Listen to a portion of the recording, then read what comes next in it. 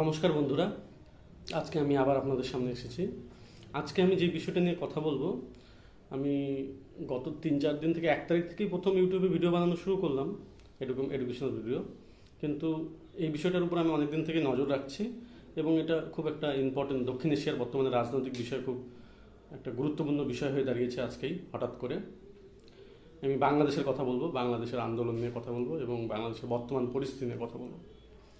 তবে এই যে বর্তমান পরিস্থিতি নিয়ে কথা বলবো, এই বর্তমান পরিস্থিতি নিয়ে কথা বলতে গিয়ে আমি কিন্তু একটু অতীতেই চলে যাব। ইউটিউবে আমি ইদানিং ভিডিও বানালেও আমি মাঝে মাঝেই ফেসবুকে আমার মতামত লিখে প্রকাশ করতাম আগে, এবং বাংলাদেশকে যেহেতু আমি ফলো করি, আমি নিজেকে একজন বাংলাদেশ ওয়াচার বলতে পছন্দ করি। আমি বাংলাদেশের রাজনীতি সমাজনীতিকে স্টাডি করার চেষ্টা করি ইন্ডিপেন্ডেন্টভাবে। তো আমি বাংলাদেশের ঘটনার উপর দীর্ঘদিন থেকেই নজর রাখছিলাম এবং আমি গত নভেম্বর মাসে এই বিষয়ে একটি পোস্ট করি ফেসবুকে। একটু একটা নীতিদীর্ঘ প্রবন্ধ টাইপের, প্রবন্ধ হবে না, তার থেকে একটু ছোটো হবে, ফেসবুক পোস্ট যেরকম হয় সেইখানে সেই বিষয়ে লিখি। এই যে বাংলাদেশের আজকের যে উদ্ভূত পরিস্থিতি, এটার কিন্তু ব্যাকগ্রাউন্ডটা ওই আগের বছর বা গত 2 বছর থেকেই শুরু হয়েছিল। সেটা হচ্ছে এই জিনিস যে গত নভেম্বরে মার্কিন যুক্তরাষ্ট্রের যে টাইমস ম্যাগাজিন আছে, যাকে আমরা বিখ্যাত বা কুখ্যাত দুনামেই অভিহিত করতে পারি, সেই টাইমস ম্যাগাজিনে কিন্তু শেখ হাসিনা বর্তমানে যে coat unquote former prime minister of Bangladesh, তাকে কিন্তু কভার পেজে রাখা হয়েছিল এবং যার নাম দেওয়া হয়েছিল heart power prime minister Sheikh Hasina and the fate of democracy in Bangladesh. এই নামে কিন্তু ওরা একটা আর্টিকেল বের করেছে এবং বাংলাদেশের উপর পেয়েছে। অর্থাৎ হার্ট পাওয়ার মানে বলার চেষ্টা হচ্ছিল যে হাসিনা একটা অটোক্রেটিক শাসন টাইপের হয়ে গেছে এরকম।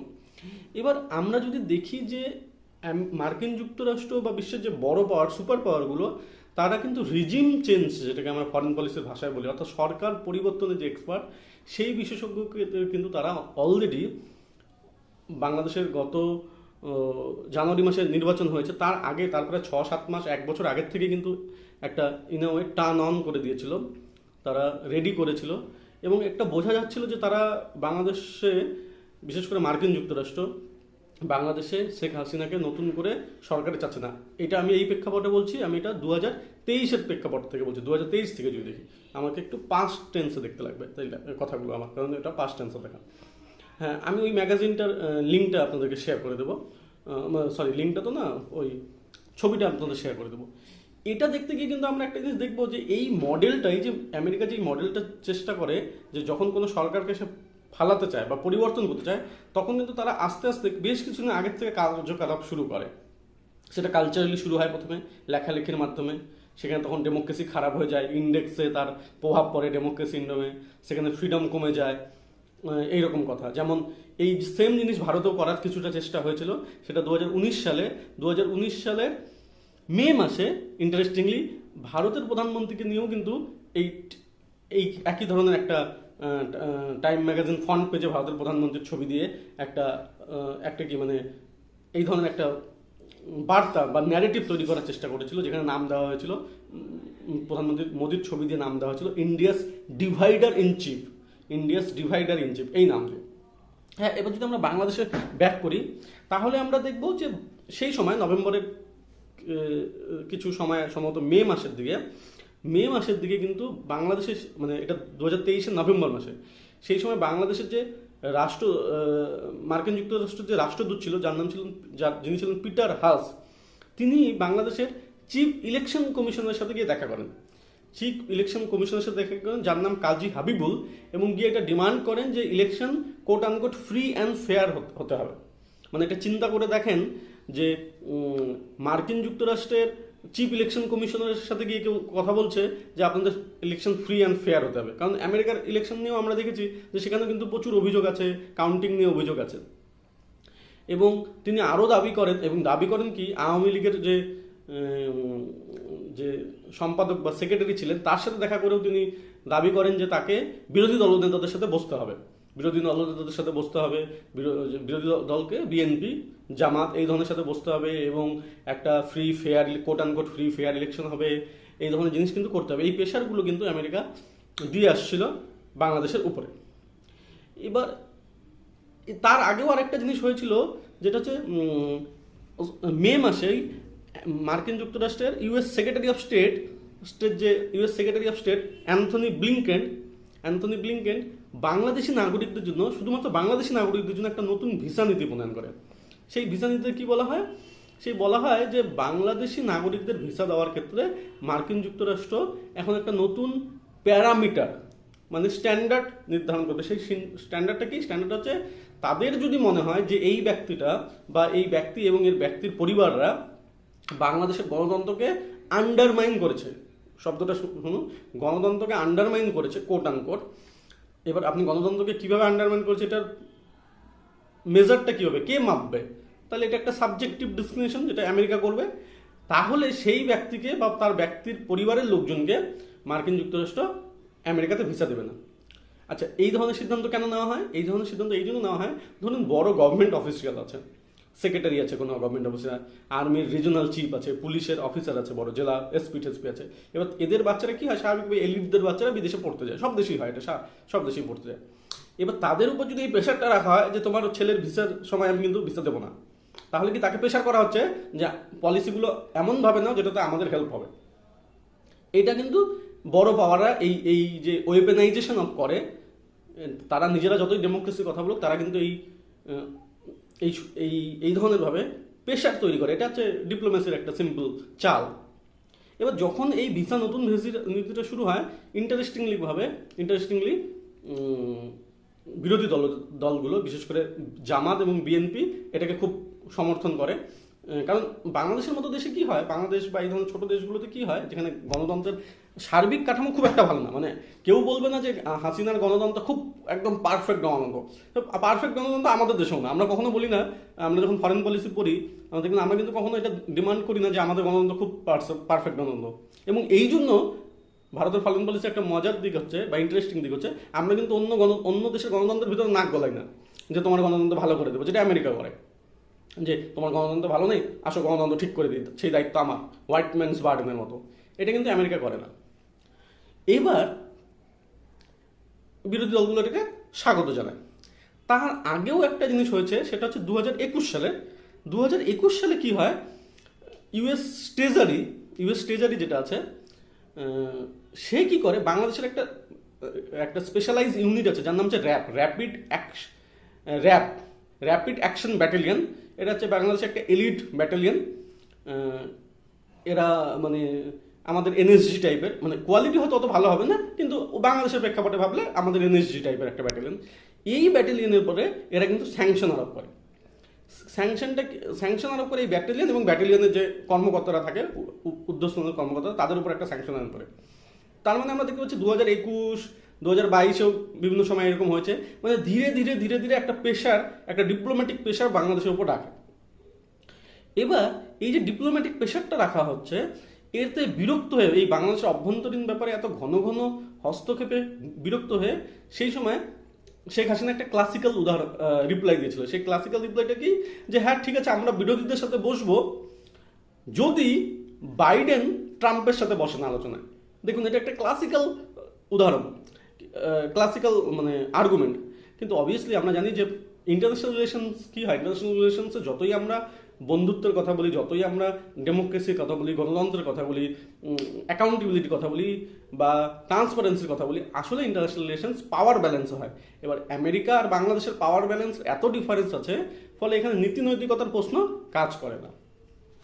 এবার হাসিনার উপর প্রেশার শুধু আমেরিকার থেকে ছিল না, আর একটি যে বড় মানে ইন্টারন্যাশনাল রিলেশনসকে বড়ভাবে প্রভাব করে প্রোপাগান্ডিস্ট একটা যে দেশ এবং তার যে সংস্থা, সেটা হচ্ছে বিবিসি, ব্রিটিশ ব্রডকাস্টিং, কে আমি ফুল ফর্মটা এখন ভুলে যাচ্ছি, চ্যানেল, হ্যাঁ ব্রিটিশ ব্রডকাস্টিং চ্যানেল। এই ইউকে, ইউনাইটেড কিংডমের যে বিবিসি, এই বিবিসির বাংলা বলে একটা চ্যানেল আছে। এটা দেখুন, বাংলাদেশ কোথায় আছে, শুধু বাংলাতে আছে, পশ্চিমবঙ্গে কিছু আছে তো, কিন্তু তারা কিন্তু একটা চ্যানেল বানিয়ে রেখেছে বিশাল বড়, বিবিসি বাংলা। এই বিবিসি বাংলা লাগাতার হাসিনার বিরোধী প্রতিবেদন বের করা শুরু করে হাসিনার আমলে গণতন্ত্র কোথায় খারাপ হচ্ছে, ইসে হচ্ছে, অমুক হচ্ছে, তমুক হচ্ছে, এবং একটা নেগেটিভ অ্যাটমসফিয়ার তৈরি করে রাখে। এর ফলে এই দুজন মিলে আবার ইউরোপীয় ইউনিয়নকেও বাধ্য করে। এবার ইউরোপীয় ইউনিয়নও হাসিনার উপর একটা লাগাতার প্রেশার করে রাখে, এই জিনিসটা চলতে থাকে এটা দীর্ঘদিন। আচ্ছা, এখানে একটা স্বাভাবিক প্রশ্ন আপনাদের মনে আসবে, আচ্ছা এরা যে অভিযোগগুলো করছে এই অভিযোগগুলো কি মিথ্যা? না, আমি বলছি না সব ক্ষেত্রে মিথ্যা, কিন্তু ন্যারেটিভ কিন্তু সবসময় সত্য আর মিথ্যার আধারে নির্মিত হয় না। ন্যারেটিভ হয় অর্ধ সত্যের উপরে, কথার উপরে, সেই ভাষার উপরে। এই জিনিসটা আমাদের বুঝতে লাগবে। আমরা যারা ফরেন পলিসি বা বিদেশ নীতির ছাত্র, তারা আমরা জানি, আমরা একটা জিনিস পড়ি যেটাকে আমরা বলি প্রোপাগান্ডা। সেই প্রোপাগান্ডাটা কিন্তু থাকে, প্রোপাগান্ডাটা এখানে থাকে, এবং এই প্রোপাগান্ডাটা এটা কন্টিনিউয়াস চালিয়ে যেতে থাকে হাসিনার বিরুদ্ধে। এবার ইন্টারনালি অবভিয়াসলি আমাদের সব দেশের মতো, সাউথ এশিয়ার মতো এসেছে, রিসেশন আছে, বাংলাদেশের আভ্যন্তরীণ অবস্থা, আর্থিক অবস্থা খারাপ, যেমন শ্রীলঙ্কার অলরেডি আর্থিক অবস্থা খারাপ হয়ে গেছিলো, একটা রিসেশন, আর্থিক দুর্ভিক্ষ দেখা দিয়েছিল সেখানে। সেই রকম অবস্থা বাংলাদেশও পড়ে যাওয়ার মতো সুযোগ অবস্থা হয়েছিল। জনসংখ্যা বহুল দেশ আমাদের দেশের মতো, ফলে সেখানে চাকরির অবস্থা খারাপ থাকবে, এই জিনিসগুলো আছে, দারিদ্রতা আছেই অবভিয়াসলি। এই যে ইন্টারনাল যে নেগেটিভ দিকগুলো, এইগুলোকে ইঞ্জিনিয়ার করে এই ধরনের প্রোপাগান্ডিস্ট হিসেবে, লোকের মনে ক্ষোভটাকে আরও জ্বালিয়ে দেওয়া, আরও নাড়িয়ে দেওয়া, আগুনে আরও ধোঁয়া দিয়ে দেওয়া। এই জিনিসটা কিন্তু এরা, এই দুটো প্ল্যাটফর্ম তীব্রভাবে করছিল। New York Times, Washington post, BBC Bangla, বিশেষ করে মানে লেখালেখির দিক থেকে বিবিসি বাংলা, আর আমেরিকা ডাইরেক্ট এটা চালিয়ে যাচ্ছিল বাংলাদেশের উপর এবং হাসিনার উপর, এই সরকারের উপর। এবার এটা অনেকে বলবে এটার কারণ কি? এবার এটার অনেক কারণ থাকতে পারে। বড় দেশের, বিশেষ করে গ্রেট পাওয়ারের একটা সবসময় থাকে, তাকে সরকারকে তার নিজের অধীনে রাখার একটা কারণ অনেকে মনে করছে যে এর একটা কারণ হচ্ছে যে কোয়াড যে আমেরিকা বানিয়েছে, সেইখানে কোয়াডের উপরে আমেরিকা চাচ্ছে যে কোয়াডের বাকি মেম্বার, মানে ভারত পুরো সমর্থন করুক এটাকে, যেহেতু ভারত এখানে একটা ব্যালেন্স করার চেষ্টা করছে। আর বাংলাদেশের মতো এই ছোট ছোট দেশগুলো, এরা কোয়াডে অ্যাক্টিভলি পার্টিসিপেট করুক চায়নার এগেনস্টে। এটা একটা ছিল আমেরিকা। এবং আরেকটা হচ্ছে এই বাংলাদেশ, আমরা জানি বাংলাদেশ কি বঙ্গোপসাগরে বাংলাদেশের ছোট ছোট দ্বীপ আছে, সেইখানে কোনো এক জায়গায় আমেরিকা নৌঘাঁটি স্থাপনের পরিকল্পনা নিয়েছিল, এবং তার জন্য হাসিনার উপর একটা প্রেশার ছিল সেই জায়গা দেওয়ার জন্য। এটাতে হাসিনা সরকার এটাতে মানা করে দেয়, ভারতের কারণে না অবভিয়াসলি, এটা চীনের কারণে। কারণ বাংলাদেশ যে দুটো দেশের উপর খুব ডিপেন্ডেন্ট নিয়ার পেরিফেরিতে, সেটা একটা হচ্ছে ভারত আর একটা হচ্ছে চীন। বর্তমানে চীন, আমরা জানি চীন বাংলাদেশে এখন হিউজ ইনভেস্ট করছে, এবং চীন খুব ইন্টারেস্টেড। ফলে হাসিনা ওই ব্যালেন্সটা করার চেষ্টা করতে গিয়ে এখানে আমেরিকাকে অ্যান্টাগোনাইজ করে ফেলেছে। এইটা হচ্ছিল একটা প্রাইমারি কারণ। আরেকটা কারণ হচ্ছে, যেহেতু ভারতের সাথে বাংলাদেশের সম্পর্ক ভালো, অর্থাৎ এই আওয়ামী লীগের সম্পর্ক ভালো, হাসিনার সম্পর্ক ভালো, ইনা ওয়ে হাসিনাকে প্রেশার করে, হাসিনাকে চাপে রেখে ইনা ওয়ে ভারতের উপরেও চাপ রাখার একটা চেষ্টা করেছিল। কারণ আমরা যদি দেখি যে ওই সময় ভারত কিন্তু হাসিনার উপর এই চাপটা কমানোর প্রচণ্ড চেষ্টা করেছে, তার জন্য ডিপ্লোম্যাটিক ক্যাপিটাল খরচ করেছে, শক্তি এনার্জি খরচ করেছে। তার কিছুদিন পরেই, অর্থাৎ ওই বছরই সম্ভবত ডিসেম্বর মাসের দিকে, আমি মাস মনে নেই, এই হুয়ের, ওয়ার্ল্ড হেলথ অর্গানাইজেশন, এই হুয়ের যে দক্ষিণ এশিয়ার যে হচ্ছে হেড নির্বাচন হচ্ছিল, সেইখানে কিন্তু হাসিনার যে মেয়ে ছিলেন তাকে কিন্তু ভারত সমর্থন করায়, সে তার চেয়ারম্যান নির্বাচিত হন, চেয়ারম্যান বা ডিরেক্টর যেই বলা হোক, সেই পোস্টে নিয়ে। তারপরে G20-তে হাসিনাকে আমন্ত্রণ করায়। হাসিনা অবভিয়াসলি G20-তে, হাসিনা তো দেশ না, পার্টিসিপেট না, কিন্তু তাও তাকে আমন্ত্রণ করায়, রেড কার্পেট পাঠানো হয়। ভারত কিন্তু বিশ্বকে দেখানোর চেষ্টা করে যে আমরা বাংলাদেশের পাশে আছি, এবং কারণ ভারতেরও একটা ইন্টারেস্ট ছিল এখানে। ইন্টারেস্টটা এটাই যে আমরা যদি আমাদের ইন্ডিয়ান ফরেন পলিসি দেখি, আমাদের ইন্ডিয়ান ফরেন পলিসি নেইবারহুডের ক্ষেত্রে কিন্তু এখনও মোর অর লেস গুজরাল ডক্ট্রিনকে ফলো করে। গুজরাল ডক্ট্রিন কি বলছে, যে যখন বিদেশ নীতির ক্ষেত্রে প্রতিবেশী দেশগুলোর ক্ষেত্রে ভারত কিছু আশা করে না, ভারত এখানে একটা বিগ ব্রাদার অ্যাটিটিউড নিয়ে চলে, বা এল্ডার ব্রাদার অ্যাটিটিউড নিয়ে চলে, যেখানে বড় ভাই যেমন ছোট ভাইয়ের কাছে কিছু আশা করে না, তেমনি ভারতও প্রতিবেশী দেশগুলোর কাছে কিছু আশা করে না। কি আশা করে? ভারত তাদেরকে দেবে, সাহায্য করবে।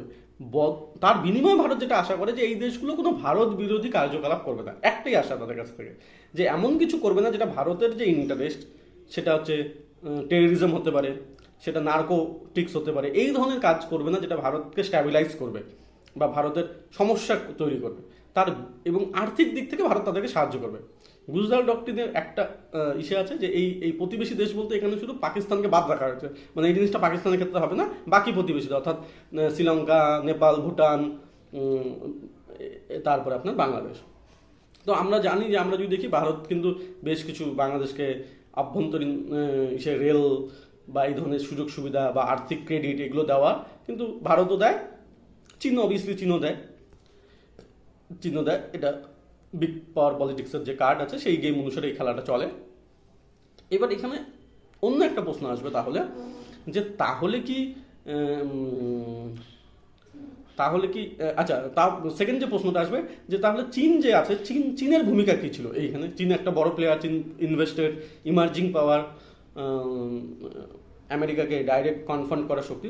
এবার চীনের ইন্টারেস্টিংলি এই লাস্ট 1-2 বছরের ফরেন পলিসিতে যদি আমরা দেখি, চীন কিন্তু ডাইরেক্টলি খুব বেশি এখানে কোনো পার্টিসিপেট করেনি। এই যে পাওয়ার গেমটা চলছে, এই পাওয়ার গেমে চীন কোনো পার্টিসিপেট করেনি, কারণ চীন আমি জানি না কিসের জন্য করেনি, হয়তো চীন অন্য বিষয়ে ব্যস্ত ছিল বা ইসে, কিন্তু এটার একটা প্র্যাগম্যাটিক রিজনও আছে, সেটা হচ্ছে একটা, চীন ফরেন পলিসির ক্ষেত্রে ততক্ষণ কোনো কিছু পার্টিসিপেট করে না ডাইরেক্টলি নর্মালি, যতক্ষণ না চীন শিওর হচ্ছে যে আমি সেকেন্ড পার্টির কাছ থেকে কী পাবো। অর্থাৎ আমি যদি হাসিনাকে সরায় আরেকজনকে আনি, খালেদা জিয়াকে আনি বা জামাতের কাউকে আনি, তার থেকে আমি কী পাবো এটার কোনো গ্যারেন্টি কিন্তু চীনের কাছে নেই তখন পর্যন্ত। এই জন্য চীন এটাতে চুপচাপ ছিল। চীনের ফরেন পলিসি প্র্যাগম্যাটিক, একদম প্র্যাগম্যাটিক ফরেন পলিসিতে এখানে ওরা সিম্পল ছিল যে আমার এখানে কোনো ইন্টারেস্ট নেই, যা হবে দেখা যাবে, যে আসবে তার কাছ থেকে আমি আমার ফায়দাটা নেব, যার কাছে আমি যেরকম ফায়দা পাবো তার কাছ থেকে নেব, এইটা ছিল। হ্যাঁ, এবার যদি আমরা আন্দোলনের দিকে আসি তাহলে আমরা দেখব যে আন্দোলনটার উদ্দেশ্য যেটা বলা হচ্ছিল প্রথম দিকে, যেটা কোটা বিরোধী আন্দোলন, কেন এরা পাবে, কি স্বাধীনতা সংগ্রামীরা পাবে, মুক্তিযোদ্ধা যাদেরকে বলা হচ্ছে মুক্তিযোদ্ধারা পাবে, এই জিনিসটা নিয়ে সাবিজাবি। কিন্তু এটা প্রথম থেকেই ক্লিয়ার ছিল আন্দোলনের অংশের মধ্যে যে এখানে জেনুইন কিছু স্টুডেন্ট থাকতেই পারে যারা আন্দোলনে জেনুইন কোটা বিরোধী আন্দোলন করছে, কিন্তু আসলে এটা ছিল যে এই আন্দোলনটাকে আসলে পরিচালনা করছিল, বা হয়তো পরিচালনা করছিল না তখন, যেটাকে আমরা বলি ফিফথ কালামের মতো ছিল, ভিতরে ঢুকেছিল, সেটা হচ্ছে জামাত এবং বিএনপি প্রাইমারি, এবং ফান্ডেড বাই যে কেউ হতে পারে। এটা আমি গেস রাখছি, এটা আমি বলছি না, এটা আপনাদের গেস, এটা বুঝুন, কারণ সব কথাটা তো বলা যায় না। এবার এখন কে ফান্ডিং করছিল সেটাও জানা যায় না, কিন্তু আন্দোলন যে প্রাইমারি উদ্দেশ্য যে শুধু কোটা ছিল সেটা না, সেটা একদম প্রথম ভেরি বিগিনিং থেকে বোঝা যাচ্ছিল। এবং আমি বেশ কিছু না, সম্ভবত আমি 1-2 পোস্টে তখন ফেসবুকের পোস্টে আমি বানিয়েছিলাম। কিন্তু যা হয়, মানুষের একটা বিপ্লবের প্রতি কোট একটা আলাদা আকর্ষণ থাকে, তো ভালো বিপ্লব চলছিল। কিন্তু তারপরে এটা ক্লিয়ার তখনই হয়ে যায় যখন এই আন্দোলনটা একটা চরম সীমায় যাওয়ার পরে, যখন সুপ্রিম কোর্ট, বাংলাদেশের সুপ্রিম কোর্ট এই কোটা বিরোধী আন্দোলনটাকে মেনেও নেয়, মেনে নিয়ে সেখানে রিজার্ভেশনটাকে কমিয়ে দেয়, মাত্র 5% রিজার্ভেশন করে, এবং 93% রিজার্ভেশন রাখা হয় কোট আনকোট মেধাবীদের জন্য, 5% মুক্তিযোদ্ধাদের জন্য, আর 2%-এর মধ্যে 1% ফিজিক্যালি চ্যালেঞ্জদের জন্য, শারীরিকভাবে প্রতিবন্ধীদের জন্য, এবং 1% এথনিক মাইনরিটির জন্য। তাহলে এই দাবিটা যখন পূরণ হয়ে যায় তখন আন্দোলনটা বন্ধ হয়ে যাওয়া উচিত। কিন্তু যারা এই আন্দোলনটাকে ইঞ্জিনিয়ার করেছে, যারা তৈরি করেছে, তাদের অবভিয়াসলি আন্দোলনটা বন্ধ হয়ে গেলে তাদের উদ্দেশ্য সফল হবে না, তাদের উদ্দেশ্য আজকে সফল হয়েছে। তারা কিন্তু শেখ হাসিনা পদত্যাগ করতে বাধ্য হয়েছেন, তাকে খবর পাওয়া যাচ্ছে যে তাকে সেনাবাহিনীর তরফ থেকে 45 মিনিট সময় দেওয়া হয়েছিল। এবার এই যে সেনাবাহিনীর সমর্থনটা, সেনাবাহিনীর প্রথম দিকে অবস্থান একটা মধ্যের অবস্থান ছিল, বোঝা যাচ্ছিল না কী হবে। বাংলাদেশের মতো দেশে সামরিক অভ্যুত্থানের ঘটনা নতুন না, আগেও হয়েছিল, কিন্তু এইবার অনেকটা বেশি ম্যাচিওর মনে হচ্ছে সেই তুলনায় বাংলাদেশের সামরিক বাহিনী। এটা গতকাল একটা বাংলাদেশের প্রাক্তন সামরিক বাহিনীর কর্মকর্তাদের একটা মিটিং হয়েছিল, সেইখানে তারা একটা মধ্যপন্থার কথা বলেছিল, অর্থাৎ তারা বর্তমান সেনাবাহিনীকে আহ্বান করেছিল যে তারা যেন সরকারের সাথে অ্যালাইন না করে। এবার আজকে তার মধ্যে খবর চলে আসে, মিডিলে খবর পাওয়া যায় সেনাবাহিনী হাসিনাকে পদত্যাগ করার জন্য মাত্র 45 মিনিট সময় দিয়েছিল। এবং অবভিয়াসলি আপনি জানেন যে একটা দেশের সেনাবাহিনী, বিশেষ করে সেই রকম দেশে যেখানে এর আগে শেখ হাসিনার পিতাকে হত্যা করা হয়েছিল এবং সেনাবাহিনীর তরফ থেকে সামরিক অভ্যুত্থান হয়েছে বারে, সেখানে এটা মানে ক্লিয়ার সংকেত। হ্যাঁ, মানে সেনাবাহিনীর তরফ থেকে একটা ভালো খবর যে তারা উইদাউট ফায়ারিং এ বুলেট তারা একটা ব্লাডশেড ছাড়াই তারা আসলে ক্ষমতাটা কবজা করে নিতে পেরেছে। এবং যা সিম্পল যা খবর সেটা আপনারা সবাই দেখেছেন, সেটা নিয়ে আলোচনা করে লাভ নেই। প্রথমে শেখ হাসিনা একটা মিলিটারি প্লেনে করে এক জায়গায় গিয়েছেন, সেখান থেকে C-30 সম্ভবত C-30 বাংলাদেশ এয়ারফোর্সের একটা সামরিক বাহিনীর বিমানে করে গাজিয়াবাদের হিন্দল এয়ারপোর্টে এসেছেন। এখন সম্ভবত তিনি দিল্লিতেই আছেন। এখন পর্যন্ত কি হচ্ছে এই লাইভ যখন আমি কথা বলছি আমি জানি না। তিনি তিনি ব্রিটেনে সম্ভবত অ্যাজাইলাম চেয়েছেন, আশ্রয় চেয়েছেন। এবং এখন লাস্ট যেটা আমি ভিডিও করার আগে যেটা খবর পেলাম যে ব্রিটেন থেকে সেই আশ্রয় দিতে তাকে অস্বীকার করা হয়েছে কোনো। এটা এখন দর কষাকষি হবে ভিতরে। কিন্তু যা হবে এর মানে পরবর্তীতে সোশ্যাল এফেক্ট যেটা হবে, অবভিয়াসলি আমি আন্তর্জাতিক সম্পর্কে ছাত্র হিসেবে দেখবো, খুব বেশি সোশ্যাল দেখবো না, সোশ্যালটা আমি অল্পতে ছেড়ে দেবো। যার এফেক্টটা খুব খারাপ, কিন্তু আমি এটা অল্পতেই ছেড়ে দেবো, কারণ এটা যেটা হবে সেটা আমি আপনি কেউ আটকাতে পারবো না। যেটা হবে বাংলাদেশে অলরেডি হয়ে গেছে যে আন্দোলন যেহেতু আর স্টুডেন্টের মধ্যে নেই, কোট অ্যান্ড কোট মেধাবী স্টুডেন্টের মধ্যে নেই, প্রোগ্রেসিভ স্টুডেন্টের মধ্যে নেই, অলরেডি কিন্তু এটার একটা নগ্ন রূপ দেখা শুরু হয়ে গেছে, যেটা এথনিক মাইনরিটিদের উপর অ্যাট্রাক্ট শুরু হয়েছে। শুধু এথনিক মাইনরিটিদের উপর অ্যাট্রাক্ট শুরু হয়ে গেছে, মাইনরিটিদের উপাসনা স্থলে, তাদের বাসায় টার্গেট করে। এবং অনেক ক্ষেত্রে মাইনরিটি না, অনেক ক্ষেত্রে সেখানকার মেজরিটি লোকদেরকে, যাদেরকে কোট অ্যান্ড কোট আওয়ামী লীগের সমর্থক মনে করা হচ্ছে, এরকম কর্মচারী, ধরুন স্কুল মাস্টার ছিল বা কলেজের টিচার ছিল, মাঝারি র্যাঙ্কের পুলিশ অফিসার ছিল, তাদের বাড়ি ঠাড়িতে কিন্তু হামলা শুরু হয়ে গেছে। এবং সেনাবাহিনী কিন্তু বলেছে একটা কোট অ্যান্ড কোট মজার ব্যাপার, যে আপনারা এখন আন্দোলনটা বন্ধ করেন, আপনারা হিংসা ছেড়ে দেন, আপনারা ঘরে ফিরে যান। অর্থাৎ আপনাদের কাজ হয়ে গেছে, ক্ষমতা আপনারা হস্তান্তর করে দিয়েছেন, বিপ্লব সম্পন্ন হয়েছে, এবার আপনারা বাড়ি চলে যান। এবার বিপ্লবের যে গুড়, সেই গুড়টা আমরা খাবো, বিপ্লবের যে ক্রিম, সেই ক্রিমটা আমরা খাবো।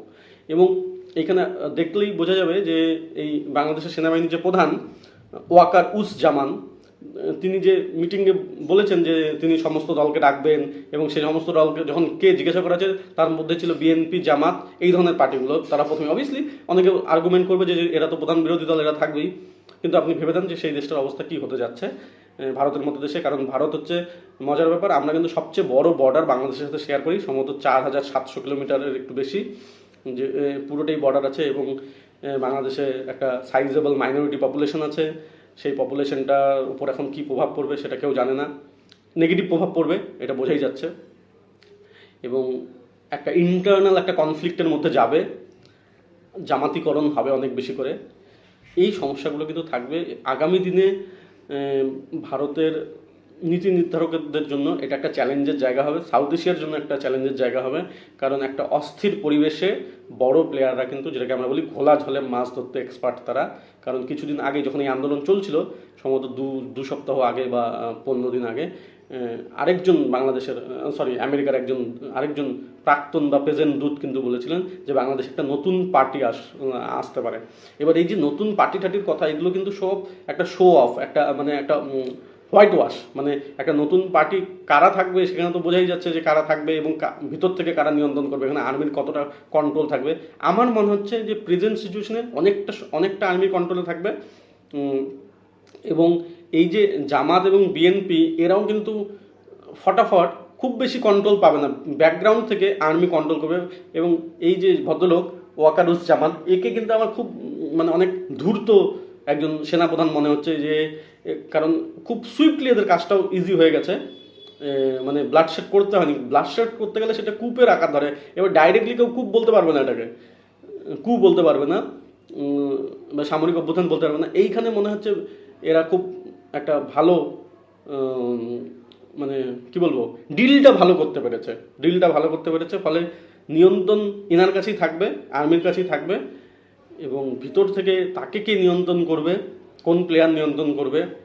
চীন আর্মির সাথে ডিল করতে খুব এক্সপার্ট। চীনের ফরেন পলিসিতে আমরা দেখেছি চীন বিভিন্ন দেশে আর্মিদের সাথে খুব ডিল করতে expert. Obviously uncle Sam is there, অর্থাৎ ইউএসএ এগুলোতে এরা হচ্ছে কী বলবো, এরা বড় খেলোয়াড়, প্রাচীন খেলোয়াড়, এদের কন্ট্রোল খুব বেশি থাকবে। কিন্তু ভারতের জন্য এটা খুব একটা ভালো সাইন না। ভারতের হারানোর কিছু ছিল না, বাংলাদেশের থেকে পাওয়ার কিছুই ছিল না।